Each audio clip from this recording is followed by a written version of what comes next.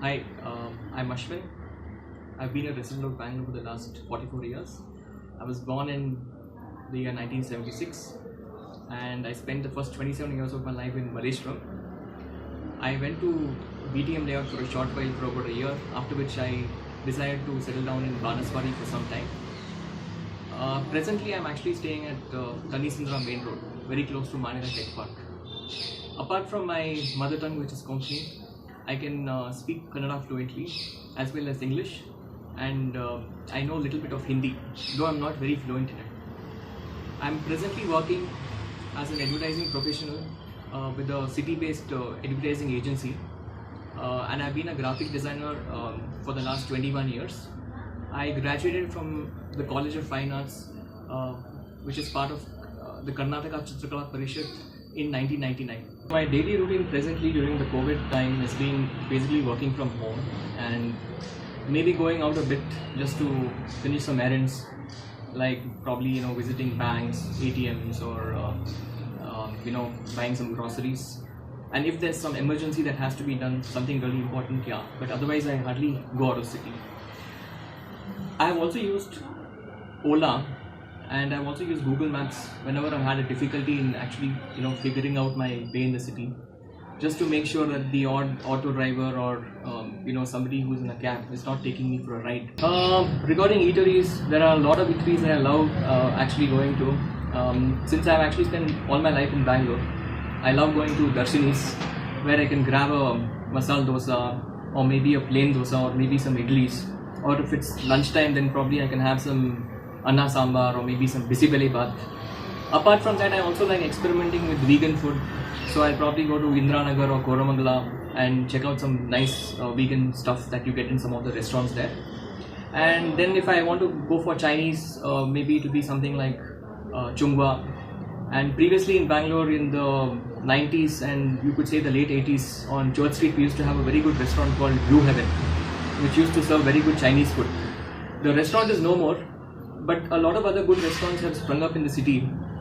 Presently, I'm also a big fan of Satvam, which is in Sadashri Nagar, which is actually serves very good vegetarian food. Of course, you get a buffet for maybe 850 to 1000 rupees per meal, but it's worth the price. I love the fact that the metro has been introduced in Bangalore city. It's actually been a lifeline, just like it's been in the case of Delhi and a lot of other cities like Singapore. I found that after the 90s, things got a little worse in Bangalore after the city opened up, and a lot of IT sector and SEZs actually started in the city. So the metro has actually come as a boon, because if I'm actually, suppose let's say I'm in Bangalore East and I want to actually commute to Bangalore South, I don't have to really bother about taking an auto or a cab, because going in a metro I'll actually save a lot of time, and from there I could actually take maybe an auto rickshaw that could connect me to some other place in Bangalore South. So I've actually used the Bangalore Metro for more than 3 years. Previously, when I was in my other job, when I was working as a graphic designer for a newspaper, and it used to be very simple and easy, and I used to like the discipline that used to be maintained in the metro. Yeah, so that's about it. What I miss most about Bangalore city is that when I grew up in Malleshwaram in the 80s, most of the roads were actually two-way. Today I see that Margosa Road and Sampigi Road have become one-way. So it becomes a bit of a problem for people who are new to Malleshwaram when they are told like, hey, you can't take a left turn here, you can't take a right turn here because the road is one-way.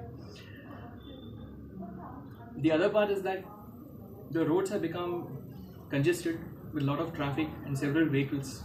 So there's less confidence for people who are actually learning how to drive a four-wheeler. When I learned driving in the 90s, things used to be very easy. I could actually go to Mahalakshmi Layout, Rajesh Nagar, Malleshwaram, or even Sheshadripuram, and I could drive confidently without having the fear that somebody would race past my car. But today, if you're learning how to drive a four-wheeler, you have to actually go, I would say, maybe to the outskirts of the city. Otherwise, people might either shout at you, or you might actually have the fear that somebody might actually come past your vehicle. That's one thing I miss about the city, too much of traffic. And connected to this is that the respect for cyclists actually I would say come down. Previously we would have people who would confidently cycle on the roads, without any fear that there would be a huge truck or a bus behind them. But today I see that there are plenty of two-wheelers, four-wheelers and tempo travelers and buses. So it's like limited road space but plenty of vehicles, and because everybody wants to actually get to the destination fast, people are not following road discipline. So this is another thing that I found that which I actually miss in old Bangalore. Then I also see that a lot of pavements and footpaths are filled with people because rentals have become expensive. So what these hawkers do is that they bribe the local cops and they say that of my daily quota of what I'm making, I will pay you so much so that I can at least have my cart, or probably I can sit on the footpath and sell my wares. And this I see happening very often in Malleshwaram 8th Cross, Sampige Road, Margosa Road, where actually people are not supposed to keep their wares on the footpath. But these people do it because they have no other way to go, because rentals are expensive. Nobody can afford to pay 15 to 20,000 rupees for a decent shop in Malleshwaram. So people prefer to actually sit on the footpath and sell vegetables, fruits, clothes, whatever you name it, and then they pay the local police at the end of the day. I feel this problem needs to be addressed. I've always connected Bangalore city with gardens. There have been a lot of lung space and gardens all over the city, from Kabban Park, Lal Bagh and JP Narayan Park as well. We've also had a lot of defense quarters, huge spaces I would say, where there are plenty of trees and vegetation, making sure that Bangalore's climate is actually a lot better than other cities in the country which are actually hot. Naturally, connecting the garden city with the city, there are a lot of fragrances that are associated as one passes by on certain roads. Many of the roads in the city had names after trees. For example, when you're passing by say Sampige Road, it was because of the Sampige tree that the road got its name. Similarly, the parallel road that is called Margosa Road, had its name from Margosa tree. And as you're passing by well wooded areas in city like Sadashiv Nagar or maybe Indian Institute of Science, you will come across a lot of fragrances as you're under the canopy of these trees, which you can associate with the vegetation that is in this area. So this is what I actually associate Bangalore in terms of fragrances. The city is actually expanding a lot. I see that the government is doing a great job in actually expanding the metro to the farthest corners and trying to bring areas which were not considered part of old Bangalore but which are now slowly coming under Bengaluru.